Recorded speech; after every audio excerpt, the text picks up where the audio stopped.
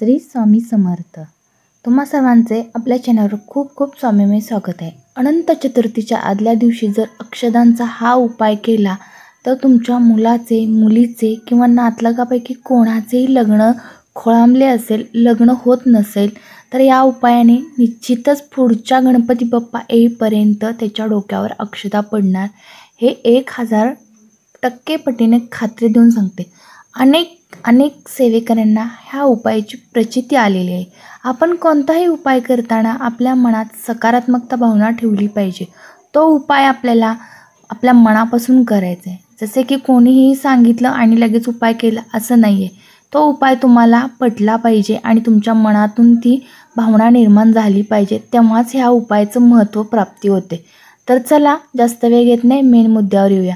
अनंत चतुर्थीच्या आदल्या दिवशी आपण प्रदोष काळात हा उपाय करायचा। बघा, संक्रांतीला जे तुम्ही संक्रांती घेता म्हणजेच काय मातीचं भांडं घेता, त्या मातीच्या भांड्यात आपल्याला अशा स्वरूपात अक्षदा ठेवायच्या आहेत, घ्यायच्या साधारण वाटीभर असाव्या। त्याची पंचोपचार पूजा करायची। पंचोपचार पूजानंतर संकल्प करायचा। आता हा संकल्प कसा करायचा तर बरेचसेच व्हिडिओमध्ये मी सांगितलेले आहेत, तरी पण परत एकदा सांगते। उजव्या हातात चमचाभर पाणी घ्यायचं, अक्षदा टाकायच्या, हळदी कुंकू व्हायचं, एक फूल व्हायचं, खडीसाखर व्हायची आणि आपल्या मुला किंवा मुलीचं किंवा तुम्ही स्वतः असाल, तुमचे लग्न होत नाही आहे तर ते गणपती बाप्पांना सांगायचे की माझे पुढच्या वर्षीपर्यंत माझ्या डोक्यावर अक्षदा पडल्या पाहिजेत। ह्यासाठी मी हा उपाय करत आहे आणि हा उपाय अतिशय फलश्रुती प्राप्तीचा आहे, हेही मला माहीत आहे, त्यामुळे माझे पुढच्या वर्षीपर्यंत लग्न होणार। हा संकल्प करून ते पाणी तामणात सोडून द्यायचे व ते पाणी तुळशीला न वाहता इतर कोणत्याही फुल किंवा फल झाडांना तुम्ही वाहू शकता। तर बघा, अशा पद्धतीने आपण संकल्प झाल्यानंतर तांदळाची पंचोपचार पूजा केली, मग त्याला आपण हळदी कुंकू त्या व्हायचं आणि रंगमय करायचं। जसं की लग्नात अक्षदा असतात ना, तशा स्वरूपात करून द्यायचं।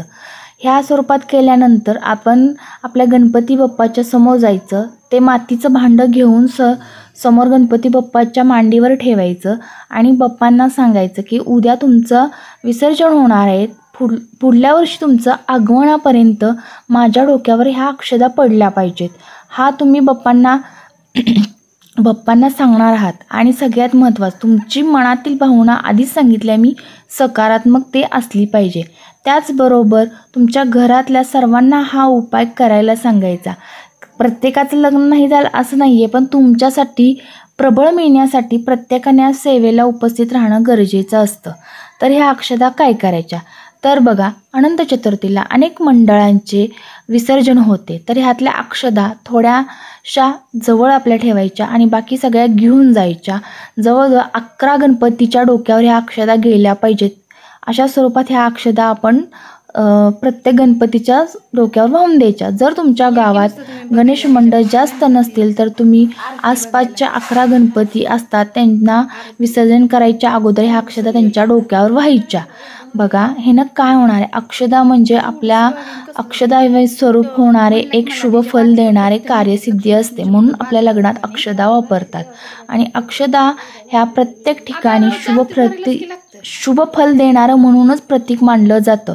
लक्ष्मी प्राप्तीसाठी सुद्धा अक्षदा, अखंड तांदूळ खूप महत्त्वाचं असतं।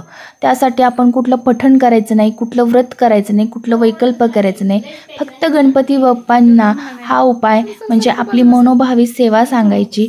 ही अक्षदाचे स्वरूप एक संकल्प करायचा। ह्यातल्या मी सांगितलं ना, थोड्याशा ज्या तुम्ही मूठभर बाजूला ठेवणार आहात ना, जे तुम्हाला ज्यावेळेस चालून पहिलं स्थळ येईल तेव्हा तुमचे जेव्हा लग्न ठरेल तेव्हा त्या अक्षदा तुमच्या गावच्या ग्रामस्थ मंदिरात, बघा प्रत्येक गावात एकतरी गणपती बाप्पाचं मंदिर असतं, तिथे नेऊन तेवढ्याशा अक्षदा व्हायच्या।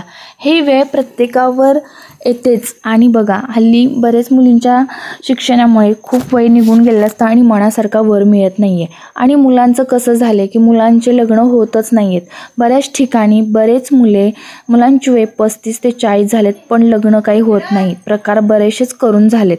शांत्या झाल्या, नको तो खर्च झाला. पण हा तोडगा तुम्ही जर पहिल्यांदा ऐकत असाल तर तुमच्या मनात सकारात्मकता भावना ठेवा आणि ह्या उपायाला लागा. हा उपाय रोज करायचा नाही किंवा कुठं उपवास करायचा नाही आहे. दिवसपासून सकाळपासून संध्याकाळपर्यंत कोणता ग्रंथ वाचायचा नाही. तर आपल्याला मातीच्या भांड्यात अक्षता घ्यायच्या आहेत वाटीभर. त्या अक्षताची पंचोपचार पूजा जसं जसं सांगितलं डबल का सांगता, हातून चूक नाही झाली पाहिजे. म्हणजे तुम्ही पुढच्या वर्षी याच व्हिडिओला कमेंट करून सांगाल की ताई मी मागच्या वर्षी ही सेवा केलेली आणि त्याची मला चांगल्या स्वरूपात फलश्रुती मिळालेली आहे. मी इथेच हे अक्षदा म्हणजे लक्ष्मीचं प्रतीक. आपल्या डोक्यावर पडणाऱ्या अक्षदाचं आपण एखाद्याची लक्ष्मीचं प्रतीक असते. म्हणूनच आपण प्रत्येक शुभ ठिकाणी अक्षदा हे वापरत असतो. अखंड तांदळाला खूप महत्त्व असतं. प्रत्येक लग्नात अक्षदा ह्या वाहिल्या जातात. तशाच गणपती बाप्पांना तर आपण संकष्टीपासून प्रत्येक ठिकाणी अक्षदा वाहतो. अक्षदा ह्या बाप्पांना प्रिय असतात. म्हणूनच कुठले व्रत नाही करायचे, कोणते शांती नाही करायची, कोणता खर्च नाही करायचा. आपल्या घरात असणारे वाटीभर तांदूळ घेऊन मातीच्याच भांड्यात ठेवायचे. खूप त्याला महत्त्व असतं.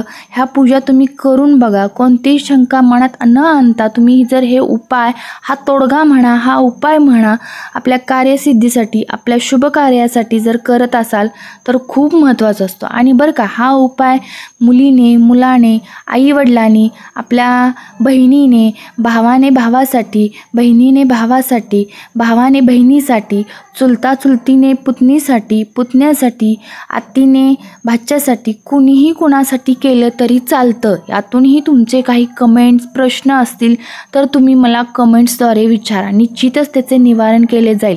अजून एकदा तुम्हाला बाप्पांना अनुसरून सांगते, हा उपाय कराल तर पुढल्या वर्षी तुमच्या मुलामुलींचे किंवा तुम्ही स्वतः असाल तुमच्या डोक्यावर अक्षदा पडल्याच म्हणून समजायचे. इतकी सकारात्मकता भावना ठेवून तुम्ही हा तोडगा करायला लागा. संधी चुकवू नका. जर का तुम्हाला अनंत चतुर्थीच्या आदल्या दिवशी नाही झालं तर दुसऱ्या दिवशी सकाळी 6च्या पहाटे 6 वाजता हा उपाय करून संध्याकाळी तुम्ही संध्याकाळी म्हणजेच दुपारी गणपतीचं विसर्जन केलं जातं. त्यावेळेस या अक्षदा त्यांच्या अंगावर विसर्जन करायच्या. थोड्याशा घरात ठेवा की जेणेकरून तुम्हाला पहिले स्थळ येईल, तुमचे लग्न त्यामध्येच जमेल. तेव्हा तुम्ही ग्रामदैवतातील आपल्या बाप्पाच्या मंदिरात जाऊन त्या अक्षदा राहिलेल्या व्हायच्या. बस, बाकी काहीही करायचं नाही आहे. आणि मनात तुमच्या पॉझिटिव्हिटी आलीच पाहिजे की तुमच्या ह्या उपायाने लग्न होणार आहे किंवा तुमच्या मुलामुलींचे. असो, तुम्हाला माझे व्हिडिओ आवडत असतील, तुम्ही आपल्या चॅनलवर नवीन असाल तर आपल्या चॅनलला सबस्क्राईब करा, लाईक करा, एक छोटीशी श्री स्वामी समर्थ अशी कमेंट करा. शेजारी बेल आयकॉनवर प्रेस करायला विसरू नका, जेणेकरून स्वामी समर्थ महाराजांच्या सेवा, उपाय, तोडगे या बाबतीचे नोटिफिकेशन सर्वात प्रथम तुम्हाला मिळून जाईल. पुन्हा एकदा सांगते, या बाबतीत तुम्हाला काहीही प्रश्न असो, फक्त ते सेवेबाबतीतच असावे. ते तुम्हाला जर कमेंटद्वारे नसेल विचारायचं तर तुम्ही मला व्हॉट्सअप नंबर विचारू शकताय. माझ्या व्हॉट्सअपद्वारे तुम्हाला निवारण केले जाईल. अवधूत चिंतन श्री गुरुदेव दत्त, श्री स्वामी समर्थ.